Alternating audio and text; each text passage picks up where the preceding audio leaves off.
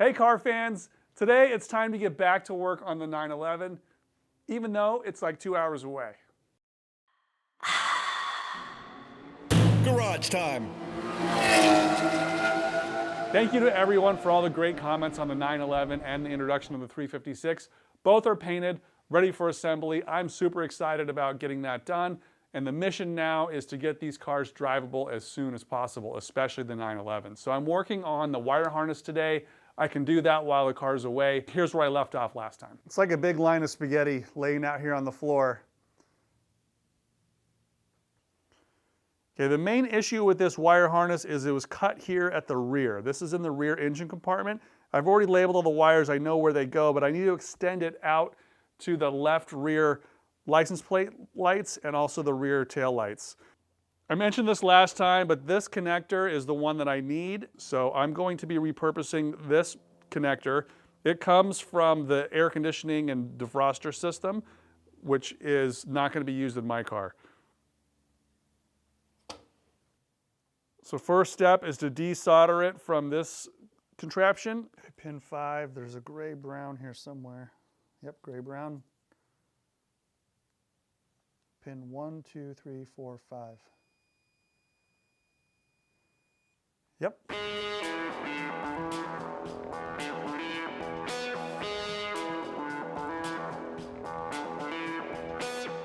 I know this is pin 1 right here. This is black, but according to the diagram, it needs to be gray for the rear harness.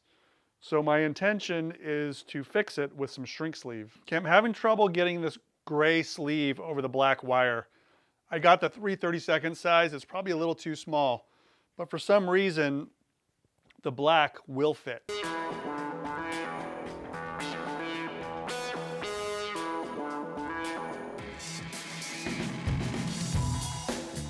Okay, so only the gray was too small to fit over the wires. So these remaining wires, the black, the blue, and the yellow, white, need the gray heat shrink on it. So I'm gonna have to get the bigger size, the next biggest size to get over that. But for now, I'm going to determine the length. And for that, I measured a buddy's wire harness. It was quite a bit different than the one I'm using because I don't have that electrical panel. And I also did some measurements here based on where the wire harness exits relative to the shock turrets. These dimensions I got from the factory workshop manual. So I determined that the length is 1,568 millimeters from where it branches off here right at the rear cross member.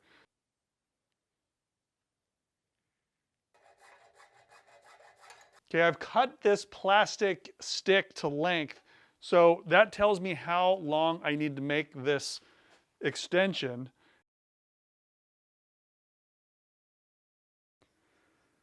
Okay, I'm using these solder connectors. These are not crimp connectors. These are for solder only, and that's to extend the wires. It's just a little easier than trying to twist the wires together or lay them side by side and solder them.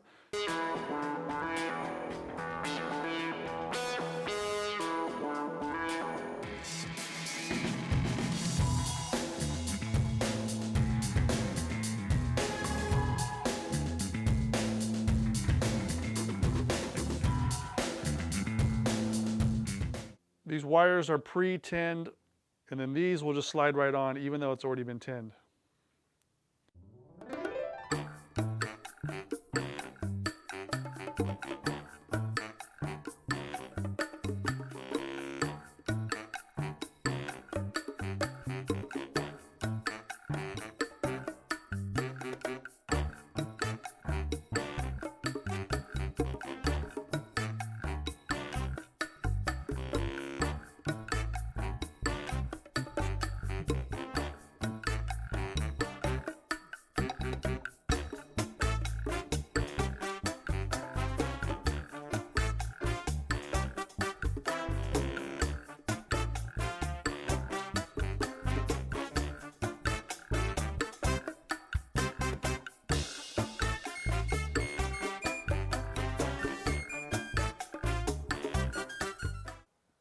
The wires have been extended to the correct length. I also want to point out that I staggered each of these junctions about 2 inches apart. so that they don't contact each other in the wire loom. Okay, things are getting messy quick here, but there is some method to the madness. I'm trying to do some stress testing on the wires to make sure that the connectors and the wires themselves are up for the job. And so far things are going well. Soldered this little ring terminal on because this end here is the perfect size to just fit over the pins. So that fits right over just perfectly. That end is connected to the negative side of this big, 12-volt battery. Then from there, it goes through this array of halogen lights. These are 12-volt landscape lights, and each one is, can't remember how many watts, probably 60 watts or something. It's hard to read that, but it's quite a bit, and that stresses out the wire. The current flows through this meter, which measures the current, and it's attached to the output of the wires somewhere over here. And then I'm measuring the voltage drop across the wire from the fuse panel all the way to the back of the car, which would be this connector right here, which I've added. So the resistance is due to the wire itself, all the connections, all the splices, and just the age of the harness. I want to make sure that it's still within spec. The first wire that I'm testing is for the license plate lights. So these are way brighter than any license plate light I've ever seen. But the wires can handle, probably 15 or 12 amps, something like that. Way more than it needs to be. But for the purpose of testing, I've got it rigged up. So this is 7.8 or 7.7 amps going through the wire harness right now. And I'm feeling for any sort of hot spots, anything that is amiss, especially here on the connector on the end. I want to make sure that this is not overheating. Everything seems fine. So when I measure the voltage drop across both sides, so if I measure from the connector to where it originates at the fuse panel, I get a voltage drop of, you can't see this, but you have to take my word for it, 0.73 volts. So 0.73 over the length of the car is pretty reasonable, considering that there's about 8 amps going through that wire, and this wire is not that big. I estimated this as a 14 gauge wire. It might actually be less. The theoretical voltage drop of just the wire alone is 0.6. So when you factor in the splices and the connector on the end, that's more than enough to handle the license plate lights.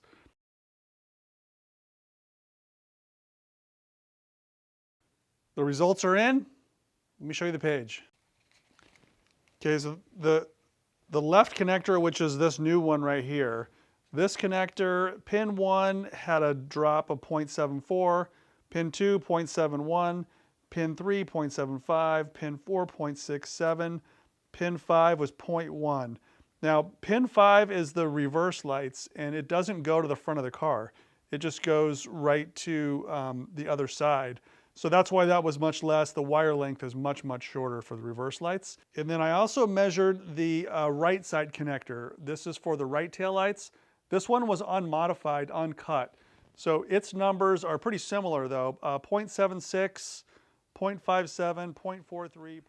All right, I'm confident that this wire harness is gonna work just fine. I tested it at like 3 or 4 times. The actual wattage of a brake bulb was like 20 watts.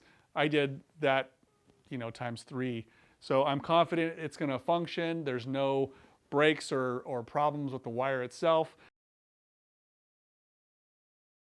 Okay, I now have the next size larger on the gray shrink sleeve. So now it's time to take the harness apart, make it look nice, and then put it all back together.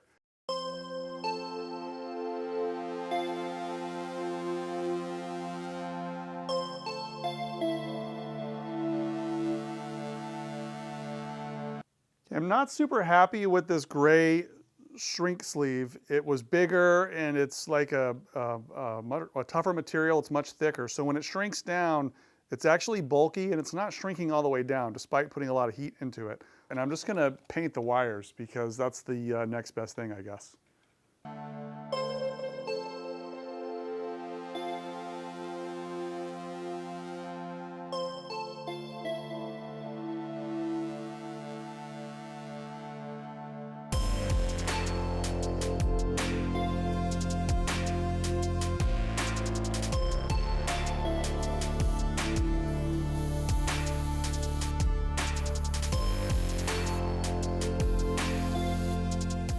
Okay, because this is plastic, I'm using an adhesion promoter to try to get the paint to stick to the wires. Although this is epoxy primer, it's probably going to stick pretty well anyways, but I'm going to just do this adhesion promoter, one quick coat.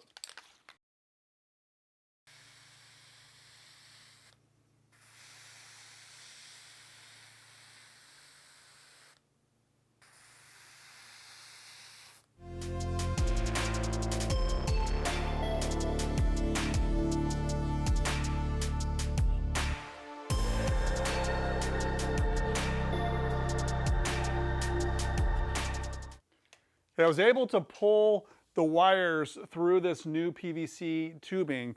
This is the original tubing. It looks very similar. It's about the same size. And I'm going to be splicing in this part, which I was sitting outside to dry. This has been painted gray. So I'm going to pull the masking tape off this. These wires are marked.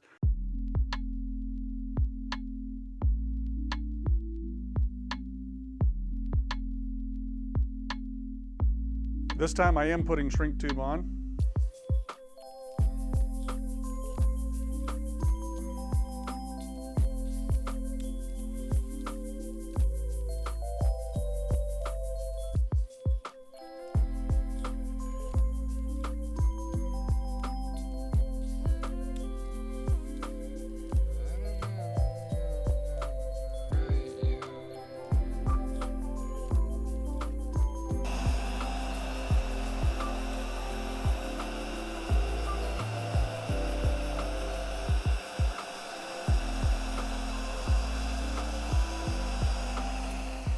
Okay, now it's time to put the colors on this wire. This will be exposed or at least wrapped in electrical tape. Kind of like the other side, these colors are exposed. So I have different ways to paint this. One of them, this is a white paint pen. So I'm going to be putting the white marks on the black wire according to the factory diagram, which is this one. You make sure you do it right.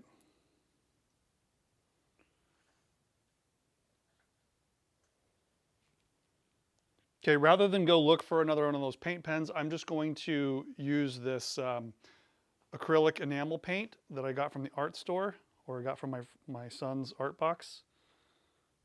So that's this wire, which should be black and yellow. Yep, pin 3, black and yellow.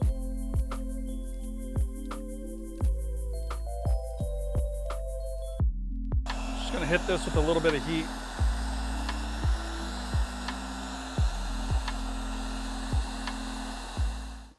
I'm going to come back to this in a few minutes because I'm starting to get color transfer onto these other wires, which I don't want. So I'm going to take a little break, let these dry, and then come back and put some more color on. I think I only have one more wire left.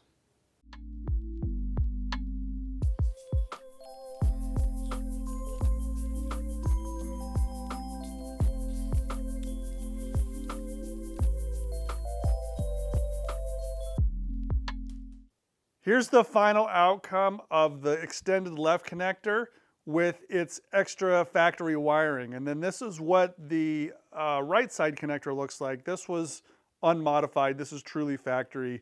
This connector's got a little break in it, but I'm going to be using this. I've already tested all the contacts. Everything works well on both sides, equally well. This is the factory sleeve, and then this is the replacement sleeve. Really identical. Really pretty similar. I'm hoping this paint will stay on for its lifetime. I mean, I probably should have done a little more research on the correct paint, but I really like that paint pen. Probably was the best choice. These art paints probably aren't the best choice, but for what it is, I think it's fine. This looks really nice. I'm going to be wrapping up the rest of the harness.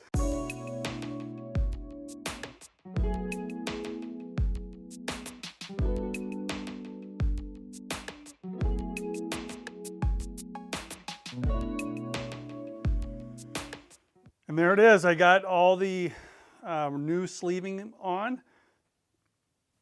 So this is finished and pretty much ready to go in the car. This junction is right near the passenger side shock turret. So it's going to branch off into the engine bay. This goes to the right tail light. This one goes to the left tail light, and I know that it's long enough because I double checked it. And then normally these wires are all for the engine. And things like the backup light switch, the battery, this is switched power, that red wire, the fuel pump, all the oil pressure stuff, all the sending units, this is for the starter. I'm gonna leave all those loose until the engine's in place, because I'm gonna be putting those right either to the engine management software or right to the engine. I struggled with this a little bit, guys, getting the correct materials. I'm glad I was able to get it done. If you like the tips and tricks, please consider, guys, checking out the Patreon page. Patreon is a subscription service that really donates some money towards the channel, keeps it going. If you find these tips valuable and if you're wondering if there's a way you can donate or support the car or me, that's how you do it. Patreon.com/agaragetime. You can subscribe. There's a little bit of new content over there too. Access to all my templates and tips and tricks. If you need to ask questions, that's the place to do it for your specific car. So I customized the harness to simplify it, make it work for my car, but also comply with all the international and DIN standards for things like wire color and terminal designations and connector pinouts and all that. So if I have to troubleshoot this in the future, I'll be able to look at the diagrams and, you know, God forbid if someone else has to do this in the future, I hope it makes sense to them. Took a little more time, but I'm happy that it worked out well. This is the first part to go back in the car. So put one restored part back on the shelf. I can't wait to put it in. Take care, guys.